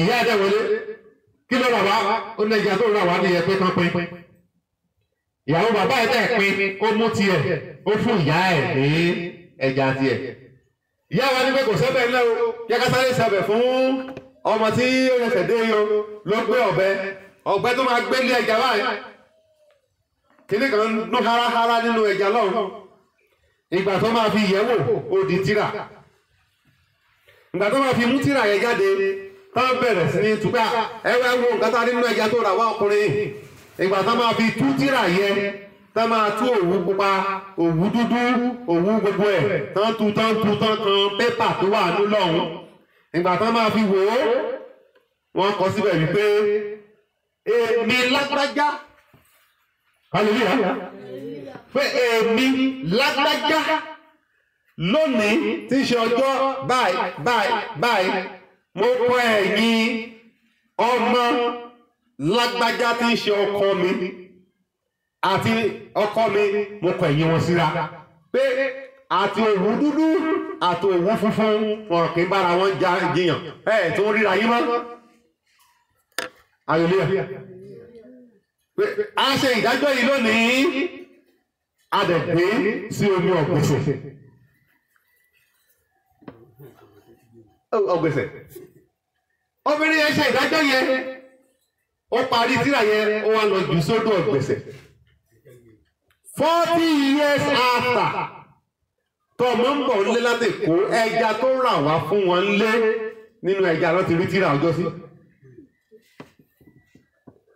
ẹ bá gbọ́ ayé ò lè pa kádàrádà ṣùgbọ́n wọ́n lè fọwọ́ aago sẹ́yìn àti kádàrá tí ayé padà àtẹ̀yí tí wọ́n fawọ́ ẹ̀ sẹ́yìn èwo ló wúlò ṣé primary school láti padà lọ́bẹ̀rẹ̀ lẹ́yìn 40 years gbogbo wọn sunkún àwọn lórí àṣẹ wọn ni ojú bàbá wá sí bàbá wá sunkún pé ọmọ mi ibo ló wà bàbá sunkún ọmọ sunkún ìyá sunkún ìyàwó gan òun náà sunkún hallelujah àti kádàrá tí a padà àti kádàrá tí a fọwọ́ ẹ̀ sẹ́yìn kò sí ìtúwó tó wúlò ìyà àyànmọ́ àkọ́kọ́ nìyẹn tí ènìyàn ń jẹ lábẹ́ àwọn tí fira wọn jọba lórí ayé wa bó o bá lọ dákẹ́ wàhálà ẹ̀mí ní ọdún yìí ó láti jẹ́ aládùúrà tó gbọ́ ni pé wà á dijú ẹgbẹ́ àwọn àdúrà kan àti èèyàn dijú mọ́ nígbà ó ní lájú tó bá wu ẹni tó wà nídìí ẹ̀ wà á dijú mọ́ ní gbà ṣùgbọ́n gba àdúrà ọlọ́gbọ́n kò lè jèrè ọlọ́gbọ́n lórúkọ Jésù ayé ò ní pa kádàrá àwàdà. Number 2, destiny can be maltreated, shattered, mad, despised, but cannot be changed. Ayé ò lè pa kádàrá dá o ṣùgbọ́n ayé lè fi ní ogun mọ́ kádàrá kí wọ́n dá àpàṣẹ kí wọ́n fi àbùkù àti ọgbẹ́ sí lára. Kádàrá tó bá yẹ ti gba àbùkù tó gbọgbẹ́ bó ṣe rere ẹ máa gbọ́ mi àwọn àgbà ló sọ ẹni bá ti ja olè lẹ́ẹ̀kan ṣoṣo tó wọ́n pariwo lé lórí lọ́jà bó daṣọ àrán bóra aṣọ kí náà wọ́n sọ kó dàbúra aṣọ olù bó ṣe kó fún àìló ti jẹ́yẹ o tó fún àìlórúkọ tó ti ronú padà tó ṣe mọ́ wọn ní ṣe ló jí báyìí tẹ́bá wù báyìí ṣe ló jí o torí ó ti jà lẹ́ẹ̀kan àyànmọ́ tó ti gbọ̀gbẹ́ nìyẹn ayé máa ń dáàbòkù sára àyànmọ́ ayé ò ní dáàbòkù sára àyànmọ́ wa. Number 3, destiny can be shaped and oppressed among the tongues of the spirit world. Ayé máa ń de àyànmọ́ mọ́lẹ̀ sí ìsàlẹ̀ odò sáyé ẹ̀gún sáàrin ègún àti òṣìṣì wọn á gún pa wọ́n á gbé ọmọ yìí ọmọ ológo ni o tó máa dìde tó máa jẹ́ èèyàn wọ́n á wá lọ fi sí àárín àwọn ègún tá a gun pa àwọn arúgbó ayé ẹ̀ àwọn afún pẹ́pẹ́pẹ́ Adóníjà ó ti rúgabo ayé Solomon àti ìyá ẹ̀ wọ́n lè mímọ́. It takes God's intervention kí Ọlọ́run tó lè lọ fa Solomon jáde lábẹ́ tentacle tongues ègún àti ìgẹgàba Adóníjà. Destiny can be captured, that's number 4, by the enemies and hidden in the secret from the owner. Ayé máa ń pé kádàrá ọmọ wa pé wọ́n á dẹ̀ ràn lọ sínú ọgbà ẹ̀wọ̀n. Omi ìrántí bàbá ìyanu ní ìlú Àkúrẹ́. Hallelujah. Arákùnrin yẹn títí báyìí ni mo ti pàdé ìyàwó ẹ̀ tí ikú ẹ̀rí gbogbo ó kàn kọjá lọ yẹn mẹ́lọ́ọ̀nù ní gbé pé obìnrin yẹn ó tó àwọn òkú mo fẹ́ tú sílẹ̀ ń bá pé ìyá oníkù máa bọ́ jòkó báyẹn ṣé o ti rẹ̀ ẹrù ọmọ ó ní o ti rẹ̀ ẹrù ọmọ ohun tútù fi tọrẹ gan òun ní ìgbàkan sílé mọ́ báyìí kí ló ṣẹlẹ̀ ó ní ọmọ tó wà ní ikú wọ́n sọ pé bóun ṣe máa rúkú nìyẹn kò sọ́jọ́ ìbí mọ́ta ló sọ bẹ́ẹ̀ ó ní gbogbo àwọn ògbóni kí ló ṣe ọkọ ẹ̀ ṣiṣẹ́ pẹ̀lú ògbóni kan ní ìlaramọ̀kún ó wá ló ṣẹ̀ ògbóni bá bínú sí náà wà lọ tì mọ́lé pọ̀ kan wà ní ibi tán tì mọ́lé síbẹ̀ ṣé ó ti pọ̀ oṣù mẹ́sàn-án ó ní ó ti lé lọ́dún dáadáa kì í ṣọ̀rọ̀ oṣù mo ní húhú báwo ló ṣe ń sùn ó ní pásítọ̀ nínú ìrora ni mo wà mo ní wà á dẹ̀ bímọ yìí bí wà á tẹ́ sọ̀rọ̀ yìí mo ní wà á bímọ síbi tó wà yìí ó kàn bùdẹ̀ bú sẹ́ẹ̀rì náà ni mo ní wà á dẹ̀ bímọ mo ní yá lọ kẹ́rù ẹ̀ ó ní kò sẹ́ẹ̀kù tó wà kú mo ní kò sí problem máa pa àwọn ọmọ ẹ bá mi tó ṣí àméjì papọ̀ mẹ́ ẹ bá mi gbá bẹ́ǹṣì méjì gbọ́rọ̀gbọ́rọ̀ síbẹ̀ ẹ bá mi ránṣẹ́ sáwọn nọ́ọ̀sì ọmọ mi wọ̀nyẹn kọ́ máa bọ̀ ìyá bọ́sọ̀ ní iṣẹ́ àmẹ́ yẹn kó bímọ yẹn eré ní àwàdà ní ó bímọ yẹn lọ́jọ́ yẹn ó bí ọmọ yẹn ti wu eyín ti wù sí gbogbo ẹnu ọmọ yẹn láti inú ẹ̀wà sáyé ṣé lórí ọmọ ndẹ́kùnbà tí gbogbo ẹ̀ lè kórókóró hallelujah làwọn sọ di ìyanu ọjọ́ kejì àbọ̀ ọjọ́ kẹta ni wọ́n tú ọkọ̀ ẹ̀ sílẹ̀ ní ibi tó dé sí ọkọ̀ ẹ̀ wá wálé má sọ ọkọ̀ ẹ̀ pé gbọ́ ọkùnrin yìí ó ní àyànmọ́ tó dáa ṣùgbọ́n ayé yan ogun àti ọ̀tá tiẹ̀ tó yẹ sáìsì àyànmọ́ ẹ̀ ní sáìsì ogun ayé ẹ̀ nǹkan kan tó lè gbà ẹ́ ní kó dúró sínú Jésù mọ́mọ́ lọ ọdún gbọ́ gbogbo àwọn ògbóni wá wọ́n jà sọ́tún wọ́n jà sósì Jésù fi wọ́n síbi tó yẹ kán jòkó sí ó fún wọn ní ìṣẹ́gun inú wọn dùn wọ́n bá Ọlọ́run rìn láàrin oṣù 6 nítorí pé wọ́n rí ọwọ́ ìyanu wọ́n wá sí ṣọ́ọ̀ṣì wọ́n gbàdúrà wọ́n sin Ọlọ́run pẹ̀lú ìtara wọ́n tètè dé lẹ́yìn oṣù 6 wọ́n bẹ̀rẹ̀ sí ń gbé lọlẹ̀ díẹ̀ lẹ́yìn oṣù 6 yẹ ló wá lálàá kan tó wá sọ ó ní bá sọ ní mo lálàá ní lójú oorun ó ní wọ́n dẹ̀ dárúkọ pé lágbájá o lónìí la fi wọ́n pamọ́ sínú ọgbà ẹ̀wọ̀n àìlópin ó ní sọ pé rárá o òun ó ṣẹ́wọ̀n o hallelujah ló bá jí mo ní páńpẹ́ ayé ti mú ẹ̀ wà ó gẹ́ padà sínú Jésù báyìí kó gbàdúrà ó ṣe gbàdúrà ṣúkẹ́ṣúkẹ́ ó tútù àlàyé lá wọ́n tún sọ pé lágbájá o lónìí a reduce ẹ̀wọ̀n sí ọdún 8 hallelujah o bẹ́ẹ̀ ló ṣe tó bá tiẹ̀ kúrò ní ṣọ́ọ̀ṣì láàrin ṣọ́ọ̀ṣì mọ́ ǹjẹ́ ẹ mọ̀ pé ó ṣẹ̀wọ̀n ọdún 8 yẹn kì í ṣe ẹ̀wọ̀n ayé bó ṣe jẹ́ graduate tó yẹ bó ṣe ní opportunity tó láyé ẹ̀yẹ they dragged this man into the bush inú igbó ló lọ ń gbé nínú oko tí bàbá ẹ̀ ṣe oko bàbá ẹ̀ ló padà sí ibẹ̀ ló jókòó sí inú igbó yìí àárẹ̀ oko yẹn ló ń gbé torí kò rówó gba ordinary room nígboro ó ń sùn sábẹ́ igi kan bẹ̀ ó wá ní nǹkan wà ń ronú lọ́jọ́ kan òun wá rántí àwọn àsọtẹ́lẹ̀ gbogbo àwọn ìṣípayá tọ́lọ́run ti sọ àti bá ṣe kọ̀kan kékeré lọ ó wá ń gbàdúrà lókàn wá pé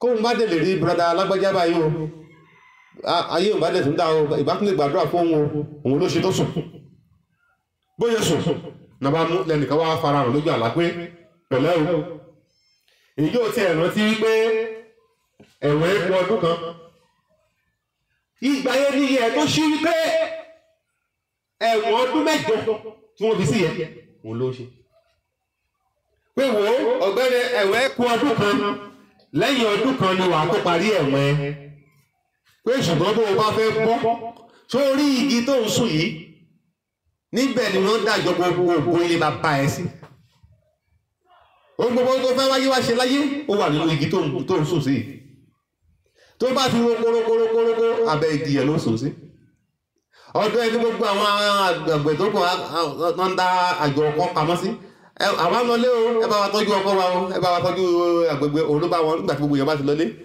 nítorí kò sí ilé tá a lọ hallelujah ló bá jí wípé òun rántí ẹ̀wọ̀n ọdún 8 tó fi ń sí òye ó ní kò yé òun àṣíwọ́n pápá máa ṣẹ̀wọ̀n lóòótọ́ ló bá padà wá sí gbòòrò ó lọ kó àwọn mọ́là wọ́n pàké wọ́n lọ sí igi wọ́n débẹ̀ wọ́n fọwọ́ kan igi wò wọ́n rí pé igi táwọn lè gé ni wọ́n sọ fún pé rárá sà á lè gé wọ́n padà sílé ó lọ pé àwọn tó ń yí rẹ́gí àwọn ṣèjọ máa dúkẹ́ náà pé wọ́n lọ gbọ́n wá wọ́n débẹ̀ wọ́n fọwọ́ kan igi wọ́n rí pé igi táwọn lè gé ni ó gbà tó kọ́yàn bí 3 débẹ̀ tí gbogbo wọn padà sílé tó igi abàmì ni wọ́n lè gé òun fúnra ẹ̀ wá lọ wá àké ó lọ dáadáa ó lọ àdá ó jù kùtì oúnjẹ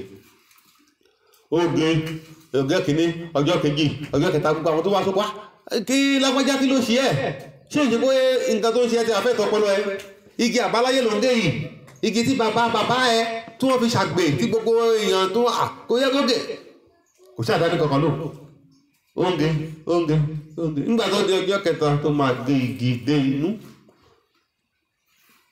hallelujah tí igi balẹ̀ nínú igi náà yẹ yàrá tó wà ńbẹ̀ according to him nígbà tó padà wá sọ nígboro ó tó odidi gbẹ ó tó sì di róòmù yẹ yàrá tó wà ńbẹ̀ nínú yàrá yẹ ẹ wá máa rí àwọn àpótí ìjòkó ẹ máa rí ojú ẹsẹ̀ gbogbo ẹ bó ṣe dán kó là ẹ rí ibi táwọn èèyàn ń jòkó sí pọ́ọ̀tù oúnjẹ nǹkan ìdáná ìtàn fi momi bí ìgbà tí wọ́n ń ṣe mítìn níbẹ̀ lẹ́yìn yẹn ó wá rí onírúurú gbogbo nǹkan sàtífíkèètì tó gbà yunifásitì lọ́gọ́ sí tó wà nílé tó ń gbé kiri yẹn ó wà nínú igi ńbẹ̀ ó tún bá ń bẹ̀ gbogbo nǹkan tó jẹ́ ti àwọn nǹkan wọn láyé pátápátá ló wà nínú igi ńbẹ̀ nígbà tí igi yẹn balẹ̀ tariwo ta láàrin oko gbogbo àwọn èèyàn ló sá wá síbẹ̀ gbogbo àwọn tí wọ́n ṣoko sí agbègbè yẹn pátápátá tí wọ́n ń bu lọ́jọ́ lẹ́yìn àti ìgbà tó ti bẹ̀rẹ̀ sí ń gégi pé kó mọ́ gégi oníkálukú ló wọnú igi tí wọ́n rí títí wọ́n bẹ̀ èyí tó rí kọ́kọ́rọ́ ilé ẹ̀ ń bẹ̀ tán kọ orúkọ ẹ̀ sí èyí tó rí kọ́kọ́rọ́ mọ́tò ẹ̀ ń bẹ̀ tán kọ orúkọ ẹ̀ sí èyí tó rí ìgbéyàwó ọmọ ẹ̀ ń bẹ̀ tán kọ orúkọ ẹ̀ sí oníkálukú káwọ́ lórí hallelujah bí ó ṣe bẹ̀ sí kégbe ni ẹ pé ẹ̀wọ̀n mi tán o mi ò ṣẹ̀wọ̀n mọ́ o mi ò ṣẹ̀wọ̀n mọ́ o hallelujah ṣùgbọ́n kí ìyẹ̀wò tó sọ ó ti ṣẹ̀wọ̀n ọdún 7 destiny cannot be changed it is true but it can be imprisoned wọ́n lè fi pamọ́ sínú ọgbà ẹ̀wọ̀n kí egun ayé kó dẹ̀ gun pa destiny can be sentenced to life imprisonment sínú ọgbà ẹ̀wọ̀n ìlópin ó wá wà lọ́wọ́ ẹni tó ní destiny iye ẹ̀ṣí lẹ́yìn ọdún 7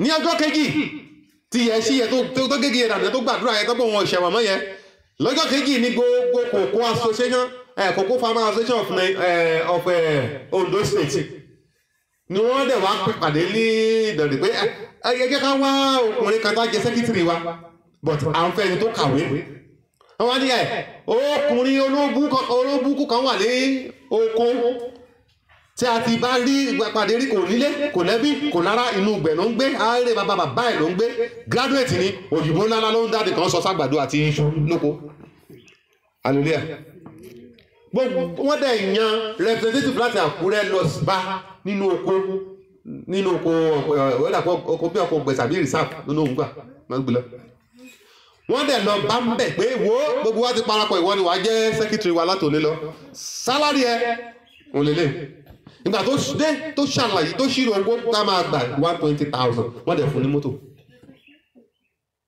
hallelujah wọ́n fún ní mọ́tò pé kó máa fi tọ́ gbogbo kíní káàkiri ó náà nílé wọ́n fún nílé sí Àkúrẹ́ hallelujah after 7 years ló tó ṣẹ̀ṣẹ̀ padà wá reunite pẹ̀lú ìyàwó àtọmọ ẹjọ́ ó ṣẹ̀wọ̀n àbí ó ṣẹ̀wọ̀n destiny cannot be changed but destiny can be imprisoned sentenced to life imprisonment lọ́dún yìí bí Olúwa ti ń bẹ níwájú ẹni tí mo dúró tàbádẹ́dàkẹ́dá ènìyàn kéèyàn níbí tí àyànmọ́ ológo ẹ̀ wà lọ́gbà ẹ̀wọ̀n àwọn ìka ní ọgbà ẹ̀wọ̀n ìka gbolé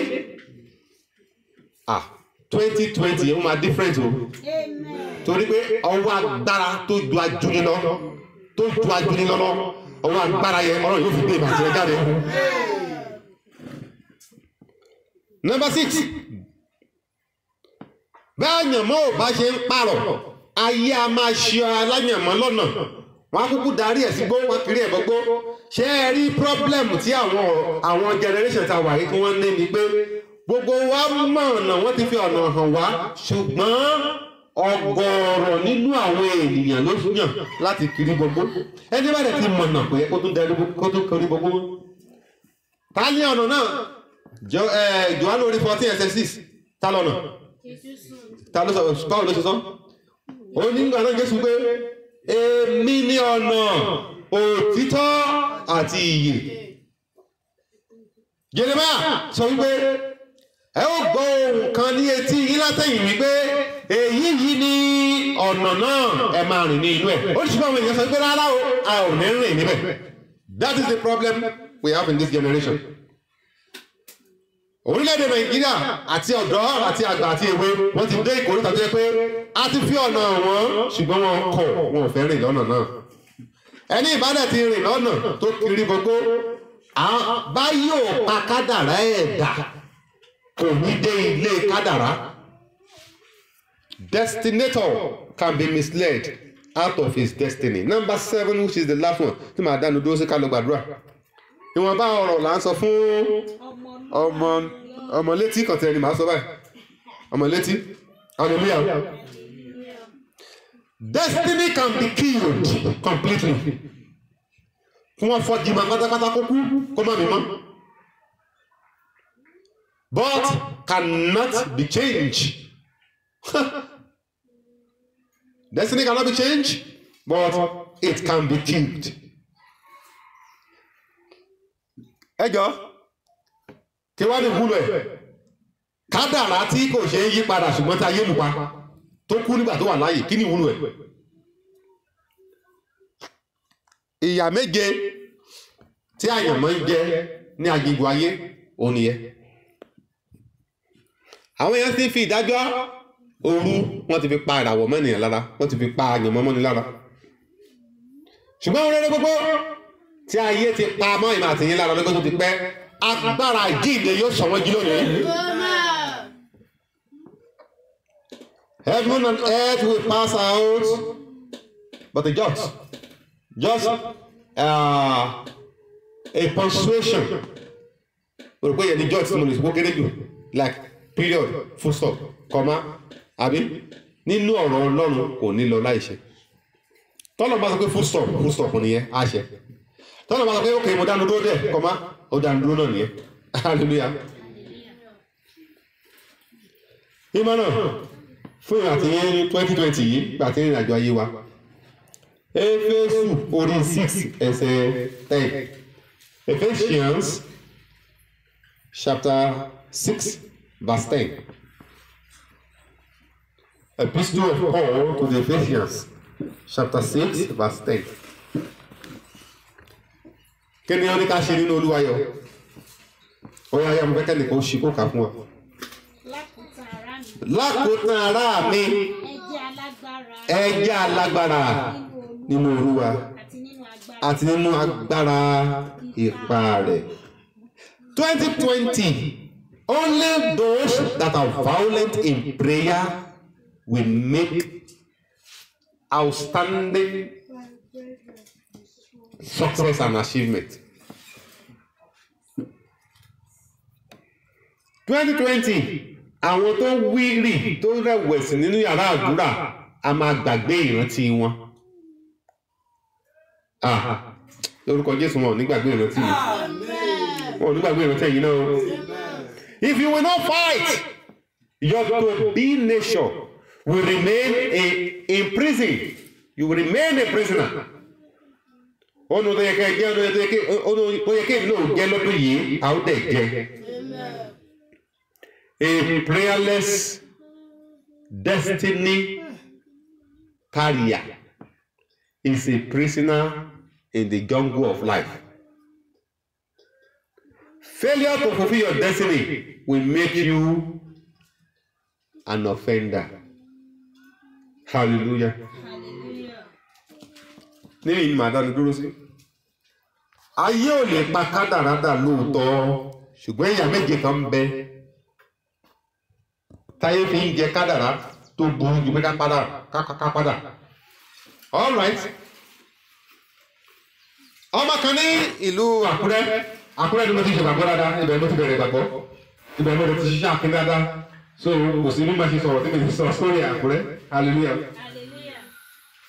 Wọ́n rìn sí pé ó máa jẹ́ aeronautic engineer, ọmọ ẹ̀dẹ̀ mọ̀wé gan-an fi wàṣáyé gẹ̀ẹ́sì ló wà.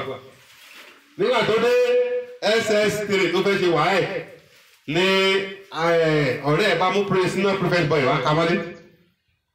Wọ́n rí ìyá ẹ̀ lọ́nà. Wọ́n ní kí ló ṣe àwọn náà fẹ́ wá kí ọmọ yìí ní ọkọ̀ sẹ́rẹ́ fẹ́ wo ni. Ìyẹn náà ní òkè no problem.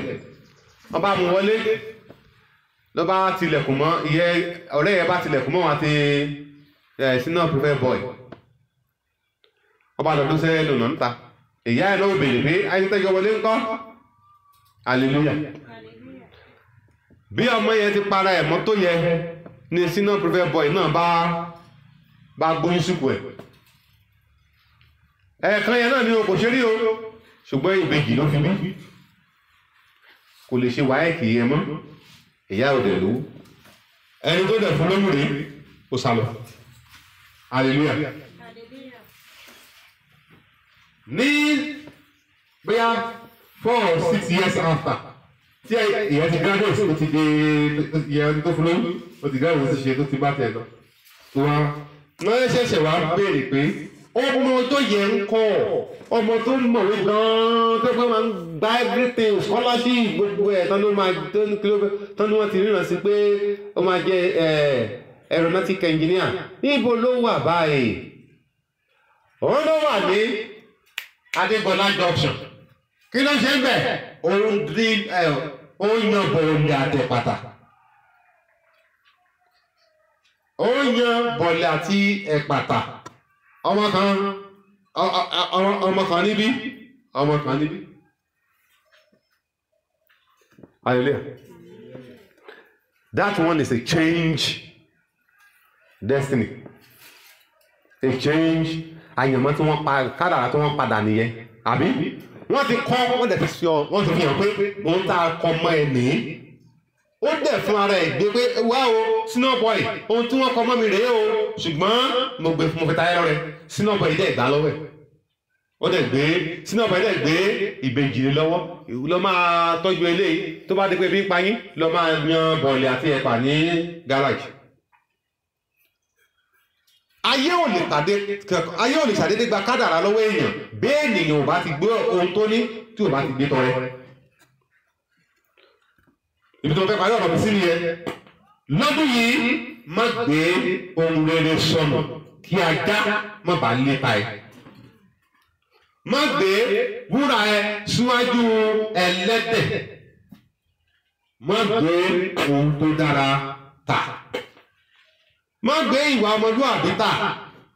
Má gbé ìtara ẹ àìlópin ìfẹ́ sí ọ̀rọ̀ Ọlọ́run, àdúrà gbígbóná má gbé tà, má fà sẹ́yìn nítorí ohun kan tó dé báyìí ní ìgbà kan. Jẹ́ alágbára nínú Olúwa àti nínú agbára ipa rẹ̀. Éfésù orí 6:10 parí sí ẹ̀. Lórúkọ Jésù Olúwa yóò ràn wá lọ́wọ́. Àdúrà kan ni màá pè. Màá gbé máìkì fún arábìnrin mi darí wa ládùúrà lórí àwọn ọ̀rọ̀ yìí kó tó di pé àwọn ará lọ. Àdúrà tó máa pè yẹ ni pé mo mọ̀ wípé mo ní àyànmọ́ rere, mo mọ̀ wípé mo ní ìràwọ̀, mo dẹ̀ mọ̀ wípé a ti ṣe ìlérí ohun tó dára jù yìí lọ fún mi, ṣùgbọ́n mo jẹ́ aláìlera. Àwọn agbèrè lọ́sìn ìwúdàbọ̀ mi alágbàwí ẹ̀dá gbẹjọ́ mi wò lọ́dún 2020 yìí. Dá ayé mi gbà lọ́wọ́ àwọn agbèrè lọ. Àwọn agbèrè lọ tí wọ́n rí wípé àyànmọ́ yìí ò ṣe ń parẹ́, pé kádàrá yìí ò ṣe ń yí padà, ṣùgbọ́n tí wọ́n fẹ́ kálára, tí wọ́n fẹ́ gbèdè, tí wọ́n fẹ́ sọ sínú túbú. Ọlọ́run sọ̀rọ̀ bẹ́ẹ̀, Ọlọ́run sọ̀rọ̀ bẹ́ẹ̀. Mo ní ògo, mo ní ìràwọ̀, mo mọ̀ àdámi bẹ́ẹ̀ látọ̀dọ̀ Ọlọ́run ni. Bẹ́ẹ̀ ni mo ṣe bá Ọlọ́run sọ. Tó bá wà mọ̀ àbí tó bá yẹ pé o wà ti ẹ̀rọ tí mọ́ bóyá o wà nínú àwọn ẹni tó lógo àti ìràwọ̀, ó yẹ kó o lè rántí pé ọ̀rọ̀ Ọlọ́run kún fún ọ̀pọ̀lọpọ̀ ìlérí rere fún èmi àti ẹ̀yin.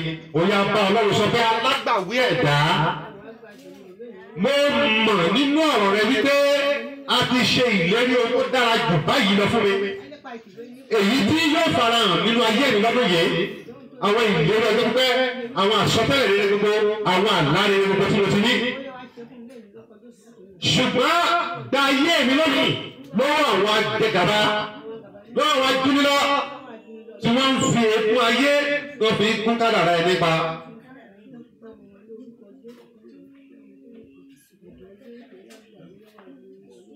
From 17 years.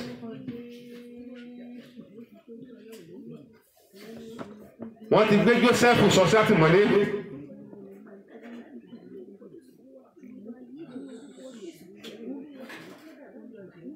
Wọ́n gbìyànjú láti wọ́n gbé kádàrá yóò ṣe ń yí padà, a lè pa kádàrá yìí dà, ṣùgbọ́n a lè ti mọ́lé.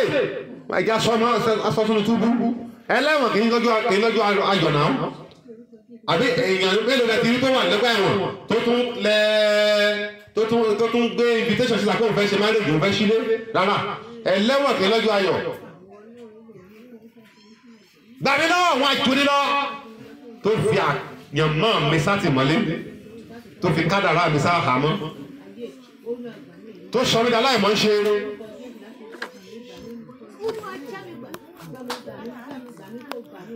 In the name of the Lord Jesus.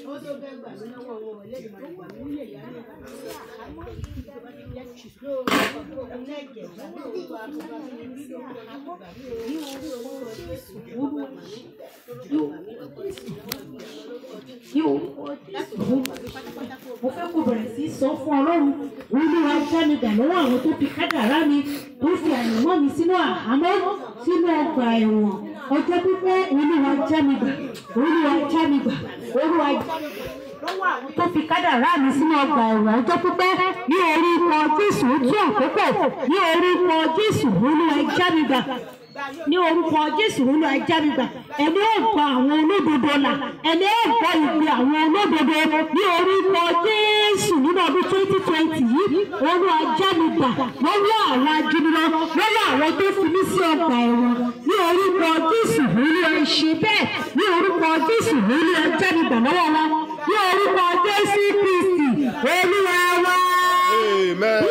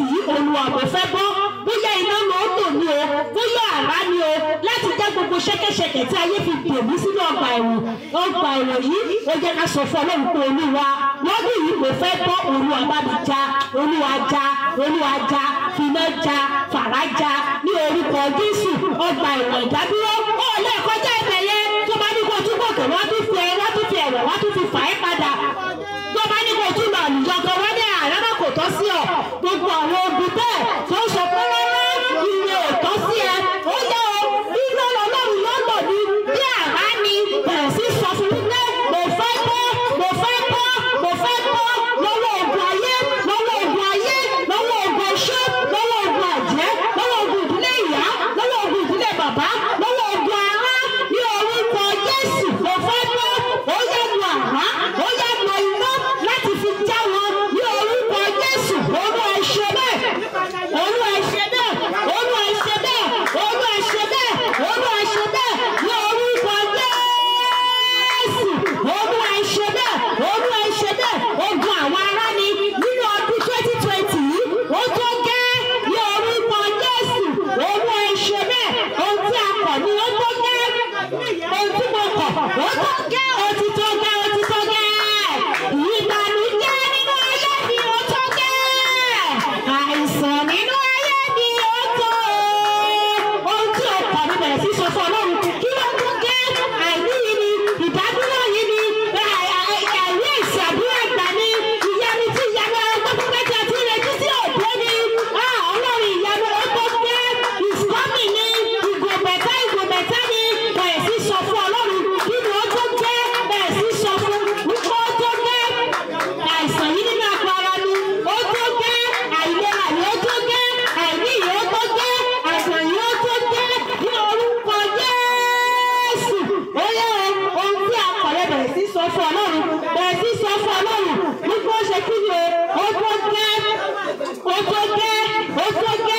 Ọlọ́run àti ayérayé gbogbo àìní nínú ayé mi ó tó gẹ́ gbèsè nínú ayé mi ó tó gẹ́ àìlera nínú ayé mi ó tó gẹ́ ó yẹ kí ká sọ fún Ọlọ́run Ọlọ́run wà nítòsí láti gbọ́ wa ní orúkọ Jésù ó ń bẹ nítòsí láti ṣe kiri láti gbọ́ wa ó ní àwọn ìmọ́lẹ̀ rẹ̀ yóò mọ́lẹ̀ sí wa ojú kì yóò sì tì wá ó ní àwọn olódodo ń ké Olúwa sì gbọ́ ohun tí Ọlọ́run sọ nìyẹn mo fẹ́ kó bẹ̀rẹ̀ sí sọ fún Ọlọ́run nítorí pé Olúwa ń gbọ́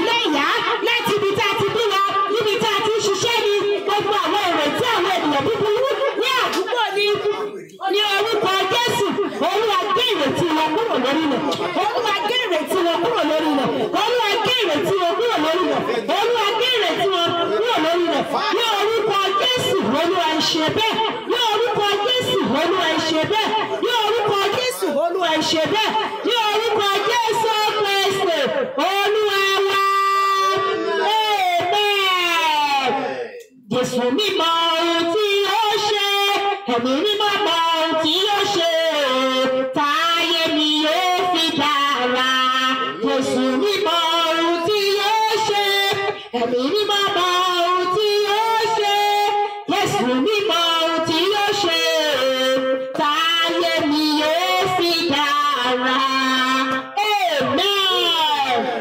Nínú ìwé àwọn ọba tí a kà yẹn, tí a bá lọ verse 12, ó ní nítorí náà wá nísinsìnyí èmi bẹ̀ ọ́, èmi ó sì fún ọ ní ìmọ̀ kí ìwọ lè gba ẹ̀mí rẹ là àti ẹ̀mí Sólómọ́nì ọmọ rẹ.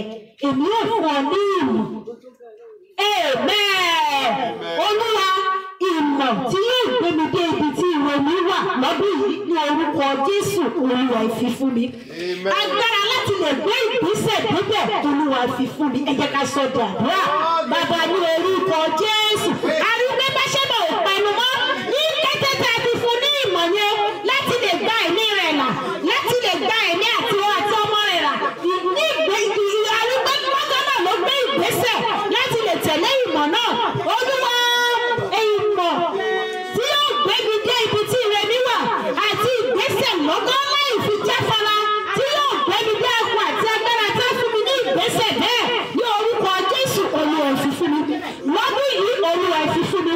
Ní ìjáfara, Ọlọ́run ìyanu lọ́dún yìí ló fẹ́ jáfara pẹ̀lú ìmọ̀ ẹ̀yìn Ọlọ́run ní orúkọ Jésù. Gbogbo ìmọ̀ ẹ̀yìn Ọlọ́run èyí tó wá sí ojú ọ̀nà mi, èyí tí ẹ̀yìn Ọlọ́run bá mi sọ ní kọ̀kọ̀, èyí tí ẹ bá mi sọ ní gbangba, èyí tí ẹ gbẹnu àwọn wòlíì yìí sọ sí mi ni, èyí tí ẹ gbẹnu àwọn ìránṣẹ́ yìí sọ sí mi ni, èyí tí ẹ̀yin fún ara yín fi wọ̀ mí lójú ọ̀run ni.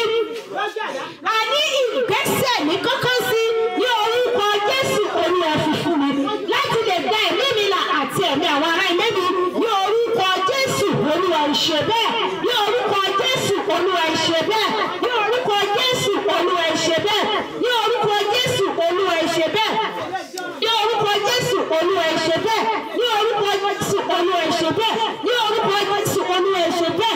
Ní 2020 yóò mò ń gòkè lọ sí ibi gíga, gbogbo ìdènà àwọn ẹni bí mo fẹ́ kí ìwọ Ọlọ́run kẹ́mi kúrò lójú ọ̀nà mi ní orúkọ Jésù, tí ò ní jẹ́ kí ìwọ̀ ẹ̀yìn Ọlọ́run kó ṣe mọ́ mi lára, tí ò ní jẹ́ kí ìlérí ẹ̀yìn Ọlọ́run kó ṣe mọ́ mi lára, tí ò ní jẹ́ kí ilé ìsìn ẹ̀yìn Ọlọ́run gbà. Ẹni kí n képe yìí, ẹni àdúrà olódodo ní àwọn olódodo ń képe yìí, ẹni òun ẹ̀yìn Ọlọ́run yóò gbọ́. Ọlọ́run ìyanu kò ń képe yìí, kí ni ohun náà lójú ọ̀nà mi, èyí tí ò ní jẹ́ kí ìsàdúrà mi kó wọlé tọ̀dún wá ní kọ́tọ́, òun náà láfẹ́ kí Ọlọ́run kẹ́ bá wa mú kúrò ní orúkọ Jésù, Olúwa ìṣe bẹ́ẹ̀ ní orúkọ Jésù Kristi Olúwa wa. Amen. Amen. Mo fẹ́ kí a kọrin, ẹ jẹ́ ká sọ fún Ọlọ́run wípé kí Ọlọ́run kó ṣe kí ni o, kó já wa gbà lọ́wọ́ aninilára. Já wa gbà lọ́wọ́ aninilára. Amen. Mi mọ ìbẹ̀rẹ̀ orin yẹn. Olúwa já mi gbà lọ́wọ́ aninilára. Olúwa, Olúwa já mi gbà lọ́wọ́ aninilára. Olúwa já mi gbà lọ́wọ́ aninilára.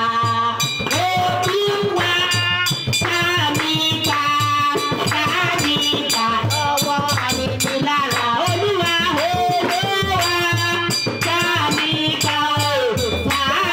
gbà lọ́wọ́ aninilára.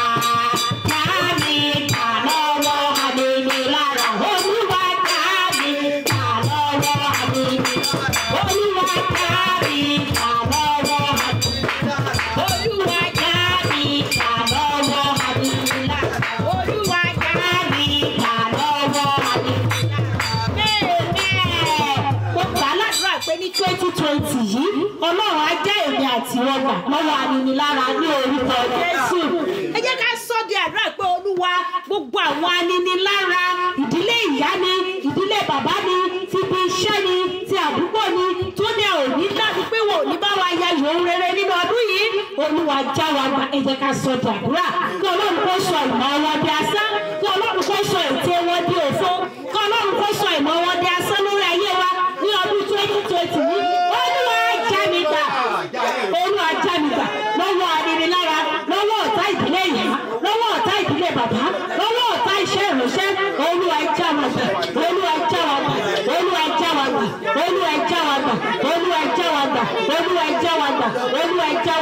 ní orúkọ Jésù Olúwa já wa gbà ní orúkọ Jésù Olúwa já wa gbà Olúwa já wa gbà Olúwa já wa gbà Olúwa já wa gbà ní orúkọ Jésù Olúwa ṣe bẹ́ẹ̀ ní orúkọ Jésù Olúwa já wa gbà Olúwa já wa gbà já ọkọ mi gbà já ọmọ mi gbà já mi gbà já gbogbo àwọn ẹbí mi gbà ní orúkọ Jésù lọ́wọ́ àwọn aninilára ní 2020 yìí ní orúkọ Jésù Olúwa ṣe bẹ́ẹ̀ Olúwa já wa gbà ẹni bẹ́ẹ̀ àwọn ọmọ kìnnú tilẹ̀ ń ṣe aláìní tẹ̀bi a sì máa pa wọ́n ṣùgbọ́n àwọn tó bá fẹ́ Olúwa wọn kì yóò ṣe aláìní ohun tó dára ìlérí yín nìyí fún wa ní ọdún 2020 Ọlọ́run ìyanu bí àwọn ọmọ kìnnú bí wọ́n tilẹ̀ ń ṣègbè nínú ogun àwọn ọ̀tá ṣùgbọ́n àwọn ọmọ Ọlọ́run Olúwa já wa gbà bí òlọ́wọ́ ogun ní orúkọ Jésù Olúwa ṣe bẹ́ẹ̀ Olúwa já wa gbà ní orúkọ Jésù Olúwa ṣe bẹ́ẹ̀.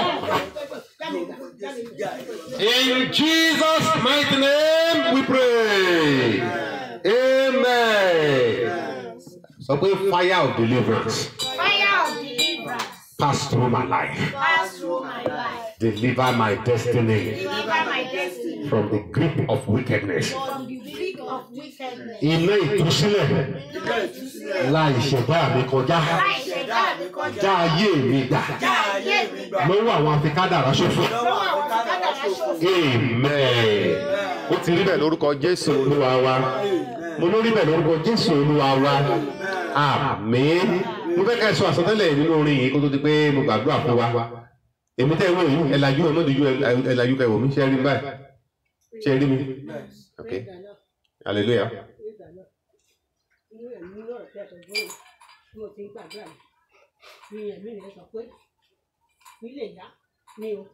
Ẹnìkan wà bẹ́ẹ̀ ó ní ó ti sọ náà ó sọ sí olóyè tí ó di ọlọ́run náà ìgbọ́n gbà tí ń gbàdúrà náà ó ní kí n kúkú sọ pé kàn bá mi gbàdúrà ó ní gbogbo ìdájọ́ ó lọ́lọ́lá ológo ni mí o ó ní kò sẹ́ni tó mú gbà nímọ̀ bàtí òun tó gbà kò sẹ́ni tó gbà kò kí ń lọ́mọ ṣùgbọ́n ire ayé mi nì ó ní mo kọ́ tíwẹ̀tì òun dẹ̀ ti gbé fọ́ọ̀mù òun ti gbé fọ́ọ̀mù pé òun lè fi kọ́lé ọmọ rẹ̀ ti kọ́lé lóòótọ́ ó lè ṣùgbọ́n ó wí mo ti dé téèyàn mi lóde kí n gbin náà ní ṣùgbọ́n nínú ẹ̀mí ló pé gbogbo nǹkan tó mi sílẹ̀ nínú kọ́ṣẹ́ẹ̀tì ìta ìrírí ayé mi pamọ́ sí pé ológo ni mí ṣùgbọ́n nínú rẹ̀ ó ti gba ògo ìlú ti gbé pamọ́ ìgbà tó dẹ̀ fẹ́ náà tẹ̀ fẹ́ dákẹ́ àwọn tó wà bẹ́ẹ̀ gbogbo ilé tí ẹran náà kiri pé ilé wa dé o ìwọ gbàmọ́ ní ẹ̀tọ́ mo ní ẹni wà ní ayé ṣùgbọ́n mo fẹ́ nílò ọdún yìí kó lọ bá mi dojú ìjà kẹrin náà ó gbére ayé mi lọ. Hallelujah. Amen. Ṣé rí bíná ìtúsílẹ̀ bá ti la ìṣẹ̀dá wa kọjá? Ṣé rí àwọn ẹ̀dákẹ́dá ènìyàn kéèyàn àtàgbára kágbára tí wọ́n lò láti pa kádàrá dàyẹ iná máa sun wọ́n. A dẹ̀ dá iṣẹ́ padà sórí oníṣẹ́. Àmín. Ṣé o sọ pé tí wọ́n ti ń lò ayé ìsinsìnyí náà ṣe máa sọ wípé wọ́n lọ jí pátá jí concept àbí ṣe concept lẹ́gbẹ̀ẹ́ àbí kọ́ńtà ti ṣe oògùn wọ́n ti pẹ́ tán ti ń lò. Ṣùgbọ́n ìṣá lórúkọ Ọlọ́run lẹ́ẹ̀kan sí pé ẹgbẹ́ olórí yín wáyé. Iná ìtúsílẹ̀ láì ṣẹ̀dá mi kọjá agbára tí ayé fi ń pa kádàrá mọ́ni lára yẹn ohunkóhun tí wọ́n ti ṣe yẹ ó yá iná yẹn gbé jáde báyẹn kó gbé ire mi padà wá kó dá ogun padà fọlọ́gun in the name of Jesus ó yẹ sọtẹ́lẹ̀ fẹ́ lánàá ṣẹ́jú kan báyìí sọ́lọ́run fire of deliverance rapose kalabande keri abakepuri musutoria fire iná ìtúsílẹ̀ yẹn ni ẹ pass through in the mighty name of Jesus. Thank you, Father. In Jesus' mighty name we pray. Amen. Ó gbàdúrà fún yín. Ẹnìyẹ nípàdé àtàgbára àwọn ẹlẹ́yẹ tó ti mú ohunkóhun nínú ìlú ara yín, nínú aṣọ, nínú underwear tó ti lọ fi ṣiṣẹ́ tí wọ́n fi pa kádàrádà tó fi jí ògúngbé lọ níbi tó parí iṣẹ́ sí yẹn agbára jíǹde ó yá wọ̀bọ̀ lọ. Iṣẹ́ àṣeparí yẹn agbára jíǹde ó yá bàjẹ́. Ẹni tó gbogbo agbára yẹn ó lógo òun fún ògo ológo ó ṣọ́ra ọjọ́ tó lógo bá jí tí iyẹ̀ sọ làágbà nǹkan tó ní àti tó kù lára ẹ̀ torí náà gbogbo tó ti jí gbé ohun gbogbo tata ọlọ́run ẹ̀ tó fi ń ṣọ̀rọ̀ lónìí a dá padà fẹ́ni tó lògo ọwọ́ agbára ọlọ́run kó gbá padà lọ́wọ́ ẹ̀ in the name of Jesus. Lọ́jọ́ tí alágbàwé ọ̀run dé tó tọ̀ Báṣẹ́bà wá ìyá Sólómọ́nì lọ́jọ́ náà ló sọ fún pé wo wọ́n fún ọ ní ìmọ̀ yìí ni yóò gba ìwọ àti ọmọ rẹ là. Lónìí alágbàwé ọ̀run dé ó gbẹ́jọ́ yín rò mo ló gbẹ́jọ́ yín rò bí a ti gbẹ́jọ́ yín rò lónìí àfòyín ní ìgbàlà àfòyín ní ìtúsílẹ̀ àfòyín ní ìdáǹdè ẹlọ́kẹ́ dòmìnira ògbó yẹ kó padà dé ọlá yẹ kó farahàn ẹni tó lu ògbó ẹ̀yìn àtàwọn ọmọ yín mọ́gbà lórúkọ Jésù lónìí Ọlọ́run bínú sí ògbó fọ́nà lókè ọ̀run ó yẹ ẹ̀sọ́ tẹ́lẹ̀ nù rìn gbogbo wa kó tó di pa lọ lé wa màá dé lẹ́yìn lérí mi máa dénú ìṣèlógó máa wọlé iṣẹ́ lérí mi máa dénú ìṣèlógó bó ti wù kó gbólé tó máa délé ìlérí dandan. Máa dénú ìṣèlógó máa délé ìlérí mi máa dénú ìṣèlógó bó ti wù ogun ayé lẹ́tọ̀ máa délé ìlérí. Madede ìlérí o, madede ìṣèlógó, madede ìlérí o, madede ìṣèlógó, ó ti wù ogun ayé lẹ́tọ̀ madede ìlérí, ó ti wù ogun ayé lẹ́tọ̀ madede ìlérí, ó ti wù ìjì ayé yàtọ̀ madede ìlérí, ó ti wù ogun ayé pọ̀tọ̀ madede ìlérí. Ní 2020 yìí pẹ̀lú ìrọ̀rùn àwọn ìdíje ṣeré. Lọ́dún yìí lórúkọ Jésù Kristi ọwọ́ ayé ò ní ká wa. Ìmọ̀ tí a fi ń bọ́ lọ́wọ́ ogun Ọlọ́run kò sọ di mìíràn fún wa. Bí a ti ń lọ bó fi ìrìnàjò oníkálukú lọ́wọ́ lọ́sẹ̀ yìí ìrìnàjò yìí ó bẹ̀rẹ̀ lọ́tún ìrìnàjò síbi gíga ìrìnàjò sínú ọlú ìrìnàjò sí ìṣẹ́gun àìlópin lórúkọ Jésù ó bẹ̀rẹ̀ pẹ̀lú wa àti iná àtẹ̀yìn àtìyàwó àtàwọn ọmọ àtẹbí àtàrà àtọkọ àti alábàgbé àti àwọn ènìyàn wa ẹ̀jẹ̀ Jésù kó ṣòdìdí ayé wa ibi ò ní bá wa gbogbo ìdájọ́ òkùnkùn ìdájọ́ àwọn ẹlẹ́yẹ ìdájọ́ ìkà inú ayé láti fi àyànmọ́ wa pamọ́ àbí láti jẹ wá níyà bẹ́ẹ̀ ni tí kò ní ìlérí tó dára látọ̀dọ̀ bàbá lónìí ẹ̀jẹ̀ Jésù kó fagilé wọn bẹ́ẹ̀. àdúgbò lọ́dọ̀ ti ṣe nígbà tá a tún máa padà kéjọ papọ̀ tá a péjọ papọ̀ láti kégbé nínú àdúrà sí Ọlọ́run ọ̀run ẹ̀rí èmi àti ẹ̀yin yóò ti pọ̀ púpọ̀ kò ní sí ikú láàrin wa ògo fọ́lọ́run lókè ọ̀run. Orúkọ Jésù Kristi tí ó kùnà rí ní agbá àdúrà kí gbogbo ènìyàn pariwo pé àmín. Àsọtẹ́lẹ̀ wa o ẹ̀jẹ̀ Jésù Kristi ní àwọn gbogbo wa nílẹ̀ yìí àti ní ọ̀nà wa gbogbo. Amen. God bless you.